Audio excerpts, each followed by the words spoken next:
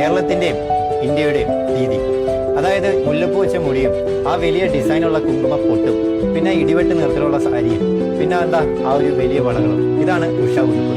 അതായത് സ്റ്റേജ് പരിപാടികളിൽ ആളുകളെ കയ്യിലെടുക്കാൻ ദീദിക്ക് ഒരു പ്രത്യേക കഴിവ് തന്നെയായിരുന്നു. ഈ സ്റ്റേജിലൊക്കെ പാടുമ്പോൾ വെറുതെ നിന്നല്ല ദീദി പാടുന്നത്, പ്രത്യേകിച്ച് കാണികളെ ആ പാട്ടിലേക്ക് അടുപ്പിക്കാൻ ഒരു പ്രത്യേക മാജിക് തന്നെ ദീദിക്കുണ്ടായിരുന്നു. പിന്നെ ആ ഒരു മൈക്രോഫോണിൽ മൈക്ക് പിടിക്കുന്ന രീതി തന്നെ വെറൈറ്റി ആയിരുന്നു കേട്ടോ. പിന്നീട് പറയാനുള്ളത് വെസ്റ്റേണും പോപ്പും ജാസൊക്കെ ഒരു ഇന്ത്യൻ ഗായിക ഇത്രയും പവർഫുൾ ആയിട്ട് പാടുന്നത് ആ കാലത്ത് ഒരു വിപ്ലവം തന്നെയായിരുന്നു കേട്ടോ. ഈ ക്യാസറ്റിലെ ലൈവ് റെക്കോർഡിങ്ങൾ കേൾക്കുമ്പോൾ ആ പഴയ കാലഘട്ടം നമ്മുടെ മുന്നിലേക്ക് തെളിയുന്നു. 17ലധികം ഇന്ത്യൻ ഭാഷകളിലും 8 വിദേശ ഭാഷകളിലും ദീദി പാടിയിട്ടുണ്ട്. ചെന്നൈയിലെ 9 ജെംസ് എന്ന നൈറ്റ് ക്ലബിലാണ് ആദ്യ വേദി. കൊൽക്കത്തയിലെ ട്രിനിക്കാസ് എന്ന ക്ലബിലൂടെയാണ് ഇവർ ശ്രദ്ധിക്കപ്പെട്ടത്. മുംബൈയിലെ ഒരു തമിഴ് കുടുംബത്തിൽ ജനിച്ച ഉഷ അയ്യർക്ക് തന്റെ ശബ്ദത്തിന്റെ പേരിൽ സ്കൂളിലെ മ്യൂസിക് ടീച്ചറിൽ നിന്ന് പഴി കേൾക്കേണ്ടി വന്നിട്ടുണ്ട്. പക്ഷേ ആ ശബ്ദം കൊണ്ട് അവർ ചരിത്രം കുറിച്ചു.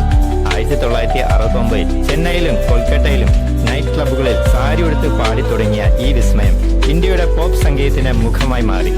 ഈ നൈറ്റ് ക്ലബിലെ പ്രകടനം കണ്ട് ശശി കപൂർ ഉൾപ്പെടെയുള്ള സിനിമാ പ്രവർത്തകർ അവരെ ബോളിവുഡിലേക്ക് ക്ഷണിച്ചു. മലയാളത്തിൽ നിരവധി പാട്ടുകൾ ദീദി പാടിയിട്ടുണ്ട്.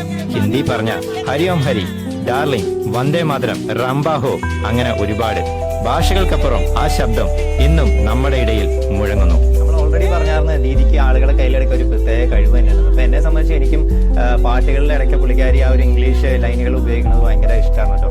അതായത് look at that lovely lady or look at that people around there, അല്ലെങ്കിൽ എന്താ പറയുക കമോൺ എവരിബഡി വാങ്ങോ വാങ്ങോ or let them a big hand ladies and gentleman, അങ്ങനത്തെ വാക്കുകളൊക്കെ ആ കാലത്ത് വളരെ ഇഷ്ടമാണ് കേട്ടോ.